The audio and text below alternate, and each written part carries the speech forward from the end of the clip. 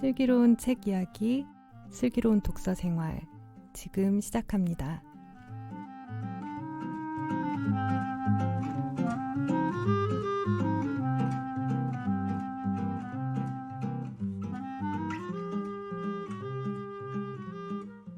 여러분의 슬기로운 독서 생활의 가이드, 슬기로운 독서 생활, 지금 시작합니다.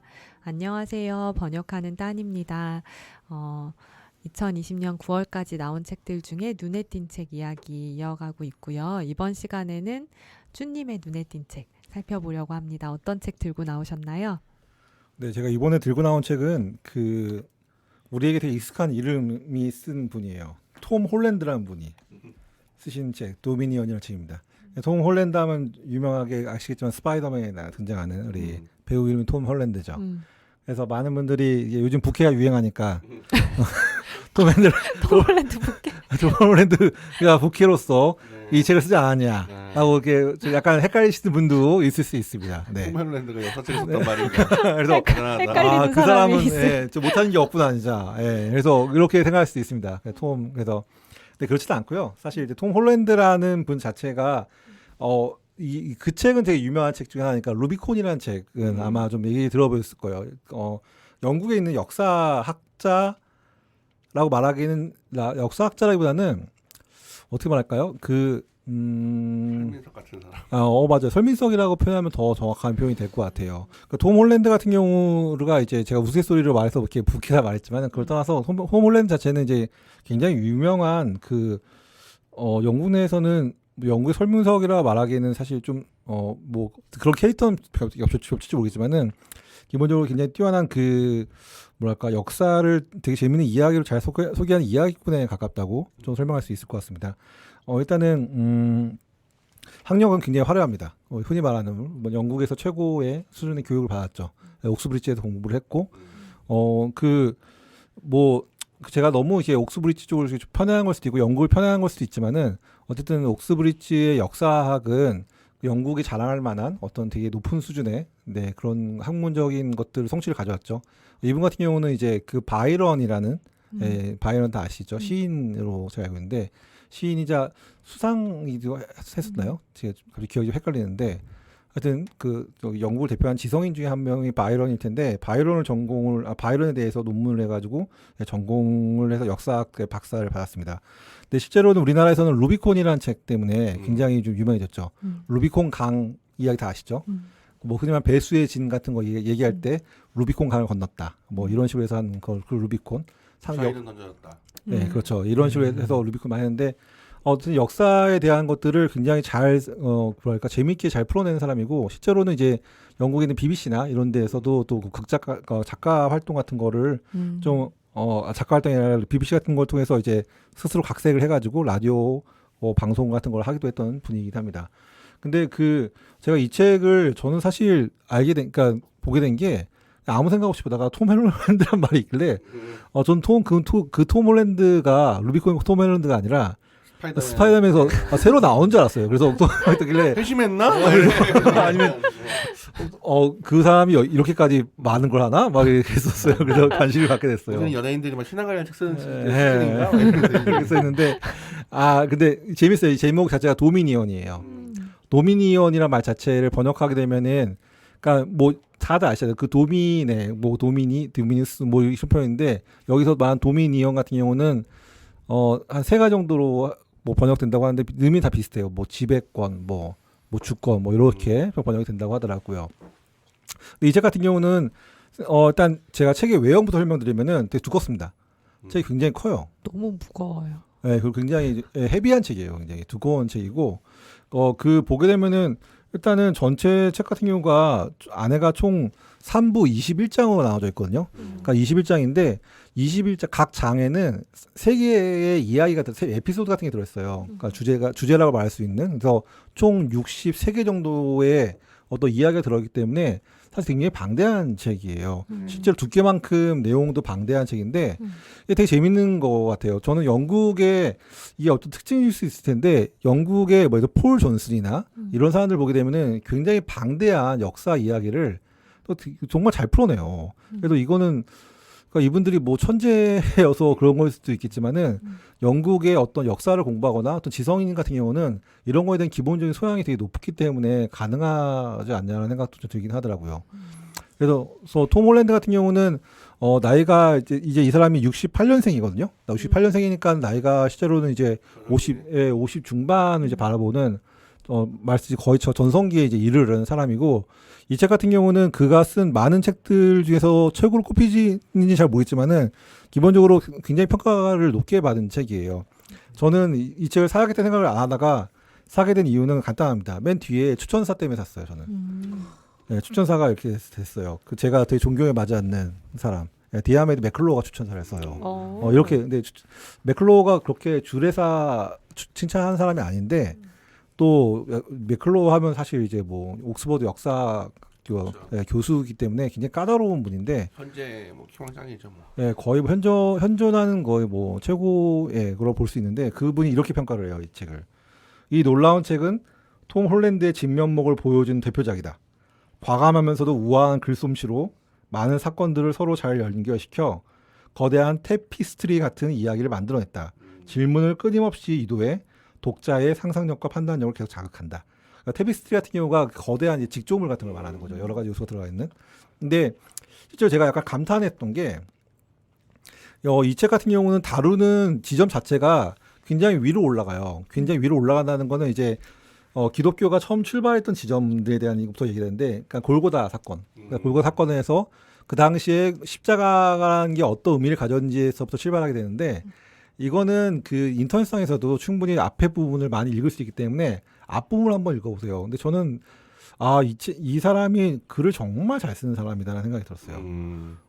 근데 정말 듣는데 그냥 이렇게 골고다 사건에 대해서 얘기하는데, 그거의 의미를 우리 뭐 많이 알고 있죠. 많이 알고 있는데, 그 당시 역사적 배경에서 골고다가 어떤 의미인지에 대해서 하는데, 그냥 사실 일반 설교 시간이나 일반 기독교 시간에 말했던 그런 건 전혀 달라요. 전혀 다르게 되게 막 이렇게 그 결론 부분의 골고다를 읽게 되면은 하면서 훅 들어오는 부분들이 있어요. 통찰들이. 예. 제가 지금 알라딘에서 검색을 해봤는데 네. 첫 문장이 이거예요. 뭐요? 그리스도가 탄생하기 약 30-40년 전에 로마의 최초 온수 수영장이 에스큘리노 언덕 위에 건설되었다. 맞아요. 거기서 시작해요. 읽고 싶어 막. 그러니까 진짜 원래 스토리텔러네. 진짜 원래 이야기꾼. 좋은 책은 이게 첫 문장을 잘 써요 이게. 그치. 왜 갑자기 온수 온수 수영장 하니까 딱 들어와. 그러니까 보게 되면은 이제 그러니까 우리한테 이 그 사실 로마의 역사나 이런 역사는 사실 먼 나라 이야기거든요. 뭐 잘 아는 얘기는 아니에요. 근데 이 사람, 그러니까 사실 이 사람이 저는 좀 참 뭐랄까, 약간 좀 질투가 나는 부분이 있어요. 이 사람 물론 50 중반이긴 한데 굉장히 많은 책들을 읽었겠죠. 근데 난 좀 참 뭐랄까, 어떻게 보면 넘어설 수 없는 벽이라는 게 느껴지는 게, 정말 이 사람이 광범위하게 다뤄요. 어떻게 되면 그래서 그 로마 아까 말했던 거기서부터 출발해가지고 가장 1900, 그러니까 2000년대까지 나오게 돼서 사실 2000년이 넘는 역사를 하는데, 그냥 허투루 말하는 게 아니라 중간중간에 정말 깨알 같은 정보들이 가득해요. 근데 그러면서 거대한 이야기는 쭉쭉 끌고 나가는 거예요. 그러니까 일단 너무 좀 놀라워요, 이 책 자체가. 그러니까 보면서 약간 넘어설 수 없는 벽 같은 게 좀 느껴지는 전 책이었고, 이 책의 제목, 그러니까 부제를 보면 재밌어요. 기독교는 어떻게 서양의 세계관을 지배하게 되었는가가 부제인데, 이거보다는 그 영어의 원서의 부제가 더 멋있어요. The Making of the Western Mind예요. 그러니까 서양의 정신을 어떻게 만들었는가. 근데 실제로 처음 문장에서 고백하되 톰 홀랜드 자체는 어렸을 때는 이제 그러니까 기독교 신앙을 가졌지만은 점점 기독교 신앙을 버리게 되고, 이 책을 읽게 되면은 사실 톰 홀랜드가 기독교인인지 아닌지는 잘 알 수가 없어요. 사실 그건 중요하지 않아요. 근데 많은 경우에 있어서, 근데 이게 뒤에 저기 옹기니의 글에서도 나오고 하는 건데, 왜 더 메이킹 오브 더 그러니까 크리스찬이티 마인드, 그러니까 그런 말을 하시지 않고 웨스턴 마인드를 썼는지가 되게 중요한 의미를 가지고 있는 거예요. 그러니까는 서양 역사에서 서양의 정신사나 이런 걸 쭉 훑어보게 되면은 이제는 기독교 자체를 되게 회의적으로 보고 기독교 자체가 큰 영향을 주지 못할 거라 보긴 하지만은, 실제로 보면은 기독교에 대해서 좋은 점이든 회의적인 간에 서양 정신이라는 건 사실 이제 기독교의 영향을 받아서 그 안에 있다는 거를 이 책이 보여주거든요.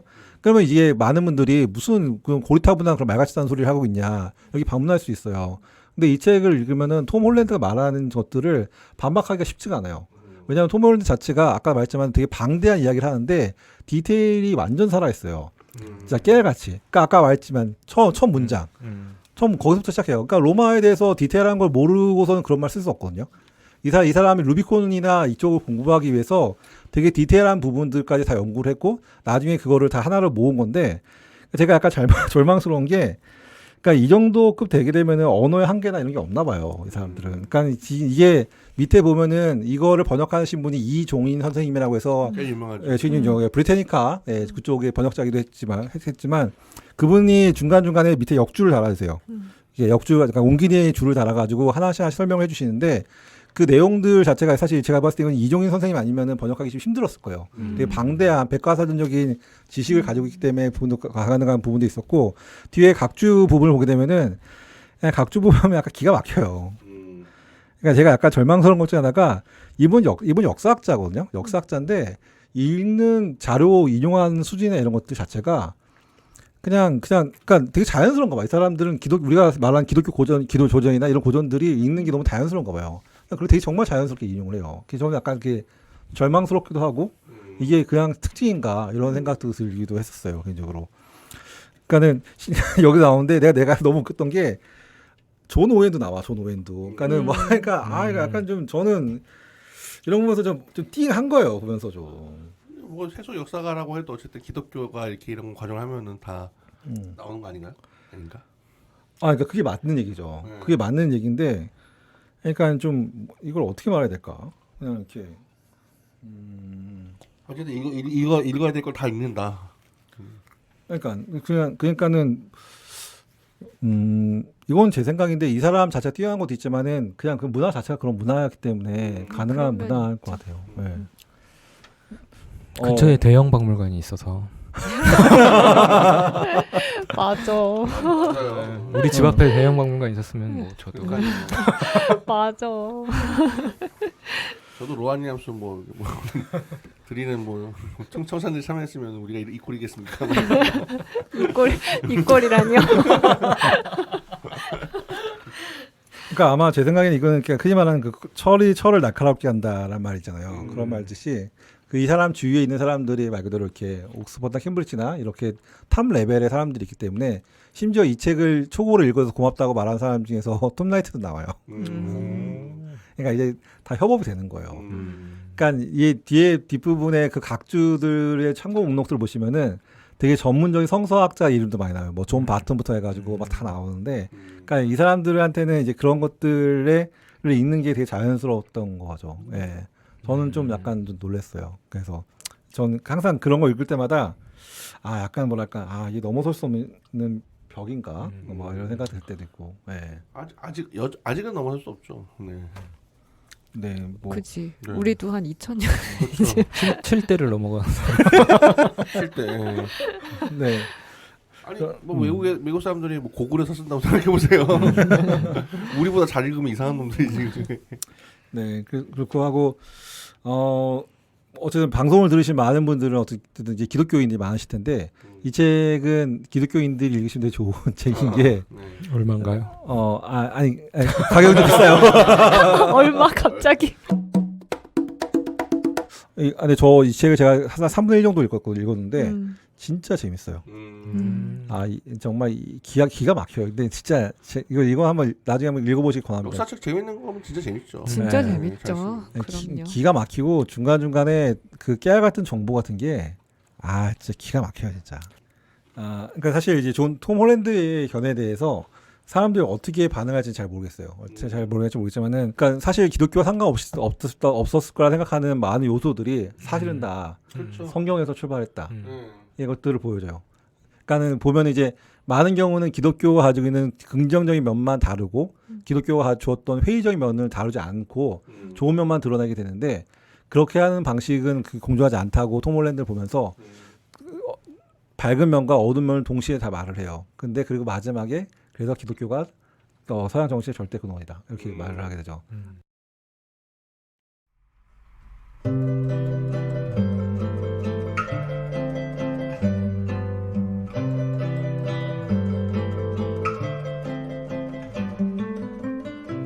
지금까지 쭈님의 눈에 띈 책 도미니언 이야기 나누어 봤습니다. 추가로 궁금하신 사항 있으시면 유튜브 파티 팟빵 댓글 활용하셔서 질문 남겨주시고요. 많은 구독 부탁드립니다.